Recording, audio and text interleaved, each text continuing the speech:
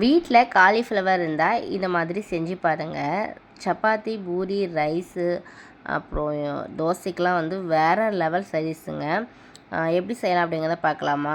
Cauliflower வந்து குட்டி குட்டியாக பூச்சி இருக்கிறதுனால அதை ஹாட் வாட்டரில் கொஞ்சமாக உப்பு, மஞ்சள் சேர்த்துட்டு அது கூட போட்டு வேக வச்சு எடுத்துக்கிட்டேங்க. அதுக்கப்புறமா இன்னொரு பேனில் வந்து கொஞ்சமாக ஆயில் ஊற்றி கருவேப்பிலை போட்டுட்டு அதுக்கப்புறமா வந்து சின்ன வெங்காயத்தை வந்து தட்டி சேர்த்துக்கிட்டேன். அது கூடவே 2 பச்சை மிளகா, அப்புறம் வந்து 2 தக்காளியை வந்து நல்லா பேஸ்ட் மாதிரி அரைச்சி சேர்த்துக்கிட்டேன். அப்புறம் மிளகாய்த்தூள், மல்லித்தூள், ஜீரகத்தூள், கரம் மசாலா சேர்த்துட்டு ஒரு மிக்சிங் பண்ணிவிட்டு அது நல்லா பபிள்ஸாக வந்ததுக்கப்புறம் தேங்காய், பட்டை, மிளகு, ஜீரகம், ஏலக்காய் வச்சு அரைச்சி எடுத்து அதையுமே சேர்த்துக்கிட்டேன். அதுக்கப்புறமா வந்து காலிஃப்ளவர் ஆல்ரெடி வேக வச்சு எடுத்தோம்னா அதையுமே சேர்த்துட்டு ஒரு மிக்சிங் பண்ணி விட்டுட்டு 2 நிமிஷம் வேக வச்சு எடுத்துகிட்டு இதை வந்து பூரிக்கு வச்சு சாப்பிட்டேங்க.